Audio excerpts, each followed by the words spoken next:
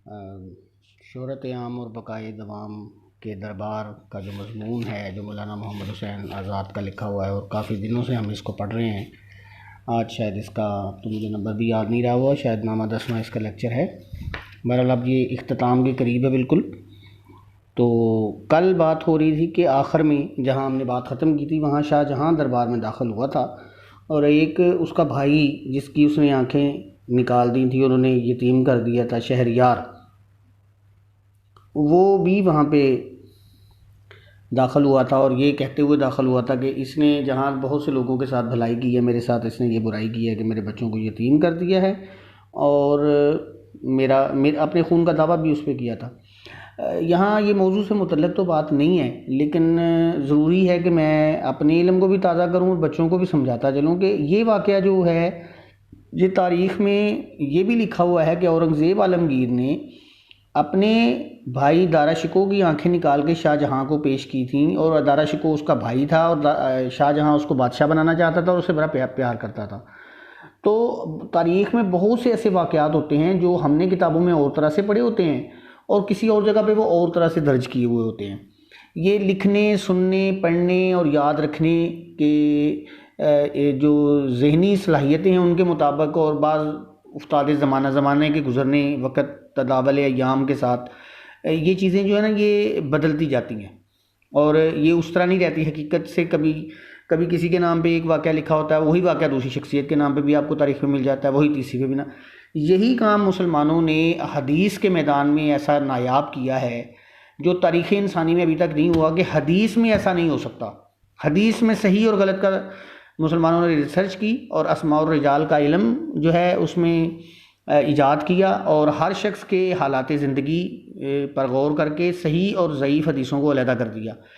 इसीलिए हदीस को सुन के तो हम उसको उसकी तखरीज करके, यानी उसको बयान करके कि इसके रावी कौन कौन से हैं, हमें गलत और सही का पता चल सकता है।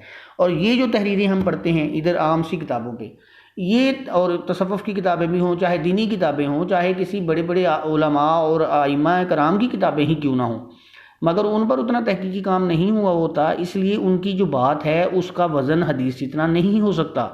उनकी उस बात पर उतनी तहकीक नहीं हुई होती, लिहाजा उस पर हम उतना यकीन नहीं कर सकते। हाँ, सुन लेते हैं। अब ये जो वाक़या मैं कल भी मैंने पढ़ाया था, तो मैं हैरान हो रहा था कि ये वाक़या तो हमने औरंगज़ेब के हवाले से पढ़ा हुआ है, और यहाँ शाहजहाँ के साथ भी ज़िक्र किया है।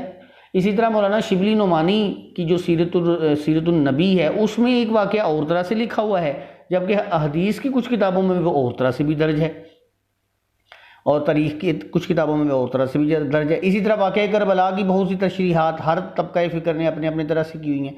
ये वैसे मैंने इजाफ़ी बात कर दी, अगरचे मौजू नहीं था और मज़मून भी इस बात का मुतकाज़ी नहीं है। इतना तवील मज़मून हो तो वज़ाहतें मुख्तसर करते हैं ताकि मज़मून छोटा रहे, लेकिन बहरहाल मैं आदत से मजबूर हूँ, बात करने से मैं बात नहीं रह सकता। अच्छा, तो जब वो शाहजहाँ के आने पे एतराज़ हुआ, तो उस वक़्त वज़ीर उसका आगे बढ़ा और उसने कहा कि शाहजहाँ ने जो भी किया था अपने भाई के साथ बदनीयती और ख़ुदगर्ज़ी से नहीं किया था, यानी उसकी नीयत अच्छी थी। ज़ाहिर है उसने यही कहना था, अच्छी नीयत थी कि भाई को मार दिया, बल्कि खल्लाक़े खुदा के अमन, यानी खुदा की मखलूक के अमन और मुल्क के अच्छे इंतज़ाम या निज़ाम को कायम रखने के लिए किया था। हर हुक्मरान यही कहता है कि मैंने जो अमल भी किया है वो लोगों की भलाई के लिए किया है। पहली हुकूमतें भी यही कहती रहीं, ये भी यही कहते हैं, हज़ारों साल से सारे हुक्मरान यही कहते रहते हैं। बहरहाल उसे दरबार में जगह मिली और सलातीन चुगताइया के मुअज़्ज़ज़ दर्जे पे फायज़ हुआ, यानी मुगलिया जो सलातीन थे उनमें उसको मुमताज़ मकाम मिला। थोड़ी देर के बाद दूर से गाने बजाने की आवाज़ आई। ये मैं अब अगला सफ़ा, शायद मैं पिछला सफ़ा शायद आपको नहीं दिखा सका, जिसमें ये ज़िक्र हो रहा था। इस वक्त उसका वज़ीर आगे बढ़ा और जो किया बदनी, ये हो गया। और ये अब हम आ गए हैं 43वें सफ़े पे, 43 जो पेज है वो सफ़ा पढ़ेंगे। तो उस पर है कि थोड़ी देर के बाद गाने बजाने की आवाज़ आई। इसके बाद एक बादशाह आया, इसकी वजह हिंदुस्तानी थी, यानी शक्ल सूरत से लिबास से हिंदुस्तानी लग रहा था। मुसन्नफ़ों और मौरख़ों में कोई भी इसके साथ नहीं था, ना कोई किताबें लिखने वाला मुसन्निफ़ आला पाए का जिसकी किताबें मशहूर हों, जो मुस्तनद या बाएतमाद हो, मोतमद हो बड़ा, और ना ही कोई तारीख लिखने वाला उस शख्स के साथ आया, हालांकि वो बादशाह था और बादशाहों के इर्द गिर्द ऐसे लोग रहते हैं क्योंकि बादशाह उन्हें इनाम देते हैं। अलबत्ता चंद अशखास थे, कोई इनमें से गवैया, कोई भांड, कोई मस्खरा नज़र आता था। नहीं जी, वो लफ्ज़ भांड आ ही गया, जो पंजाबी में भांड नहीं कहते जिसको, मरासी, तो वो लफ्ज़ आ ही गया जो कि पंजाबी का है, उर्दू से ही निकला है। कि उसके साथ कौन थे? गवैये थे, गाने वाले, भांड थे, मरासी थे। ये जो आजकल फनकार नहीं कहलाते अपने आप को, बड़े बड़े सुपरस्टार्स बने हुए हैं और फनकार कहलाते हैं, ये होते थे बादशाहों के दरबार में, नाच गाना दिखाया करते थे, गाने गाते थे, बादशाहों को खुश करते थे, फिर वो सिक्के फेंकते थे और ये खुश होकर वसूल करते थे। ये आजकल फनकार हैं माशाल्लाह, ये हमारे सुपरस्टार्स हैं और हमारे नौजवान नस्ल के आइडियल हैं।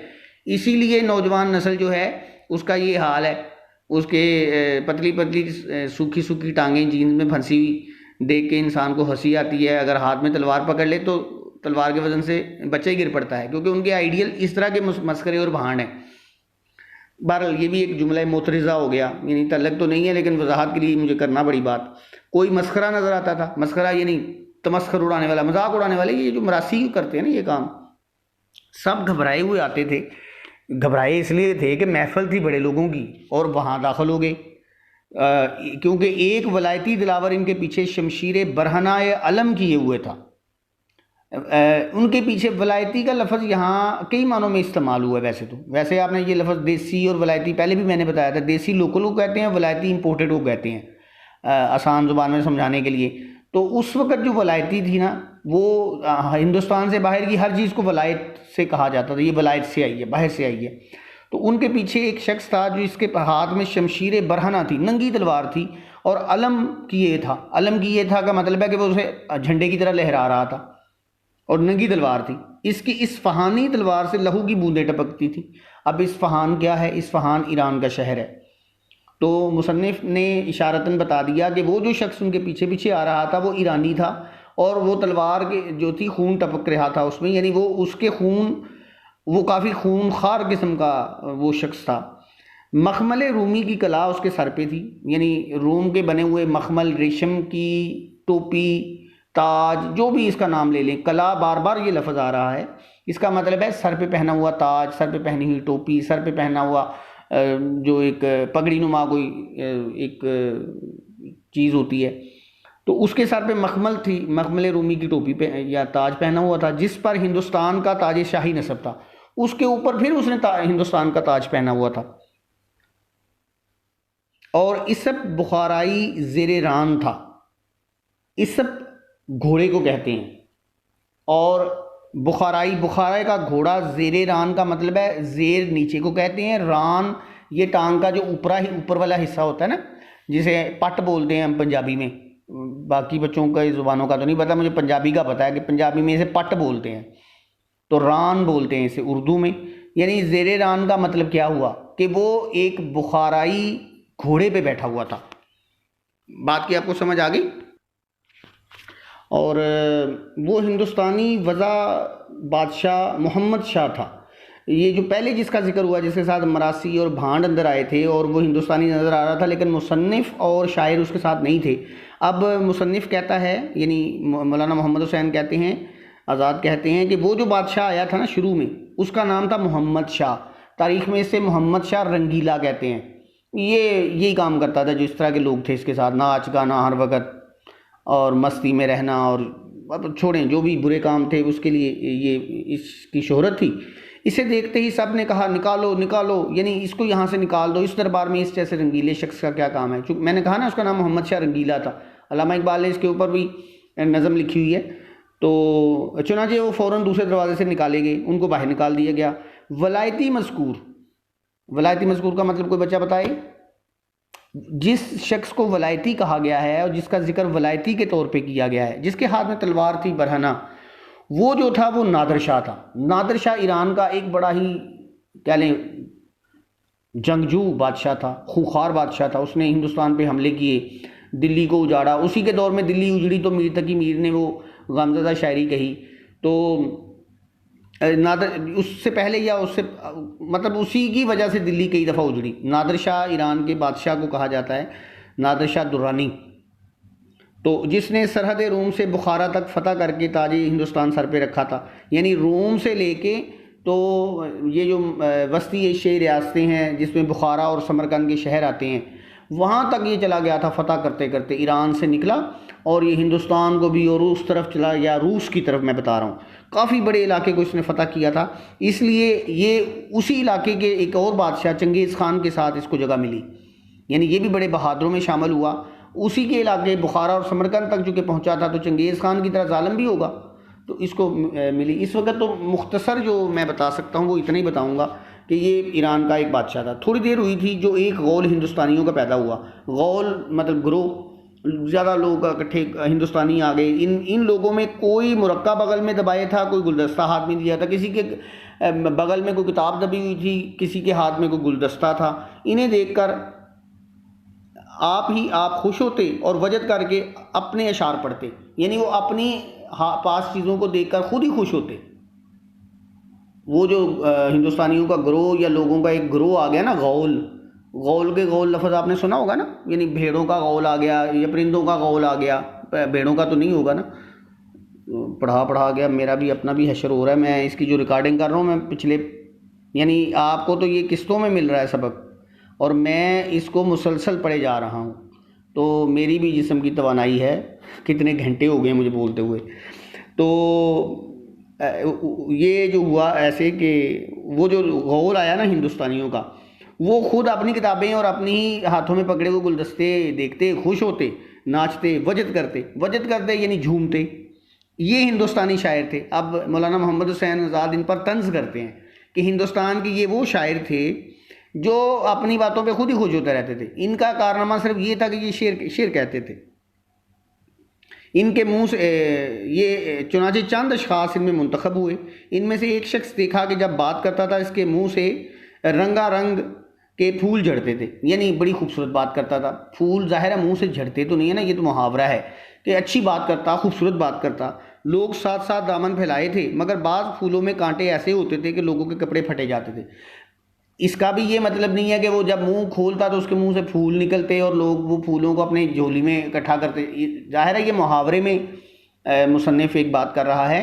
वो ये कह रहा है कि वो जो बंदा था वो बातें बड़ी अच्छी करता था, लोग उसकी बातें लिखते थे, सुनते थे, याद कर लेते थे, पसंद करते थे। मगर कभी कभी फूलों के साथ कांटे भी होते हैं, कभी कभी वो तल्ख बात भी कर जाता, कोई नामुनासिब बात भी कर जाता, जिससे लोगों के कपड़े फटे जाते थे, यानी जिससे बाद लोगों की भी दिल आज़ारी होती, दिल दुखता उनका, उन्हें तकलीफ भी होती। फिर वही मुश्ताक ज़मीन पर गिरने ना देते थे, कोई ना कोई उठा ही लेता। वो मिर्ज़ा रफ़ी सौदा थे। यहाँ एक शायर का तस्करा है कि वो उनके अशार जो थे कभी कुछ गिरे हुए भी होते अखलाक से, कभी नामुनासिब भी होते, कभी कड़वे भी होते, कभी तंज से भरे भी होते, लेकिन फिर भी मुश्ताक कहते हैं जैसे शौक़ होता है किसी चीज़ का। वो जो लोग उसके साथ थे ना, उस शख्स के साथ जिसके मुंह से फूल झड़ते थे, वो उसके मुश्ताक थे, यानी उसका शौक़ रखते थे उसकी बातों का। ज़मीन पर उसकी बातों को गिरने ना देते, मतलब ये कि उसके हर शेर को लिख लेते, संभाल लेते, और कोई ना कोई उठा ही लेता। किसी को बुरी लगती वो तो छोड़ देता, लेकिन इतने लोग थे कोई ना कोई उसके शेर को याद रख ही लेता बात। वो मिर्ज़ा रफ़ी सौदा थे। दरअसल इस पूरे मजमून में मुख्तलिफ जो मशाहीर हैं, मशहूर लोग हैं, जो उनका तस्करा है। और गुज़रते गुज़रते मौलाना मोहम्मद हुसैन आज़ाद जिस दौर का ये मजमून है, उस दौर में ये बड़ा पसंद किया गया होगा और पूरी तारीख़ दोहरा दी है इसके अंदर मौलाना मोहम्मद हुसैन आज़ाद ने।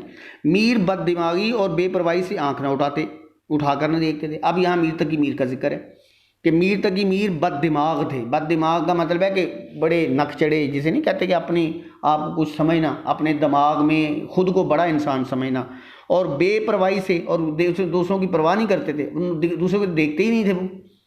हमने भी अपनी ज़िंदगी में बड़े बड़े मीर देखे हुए हैं।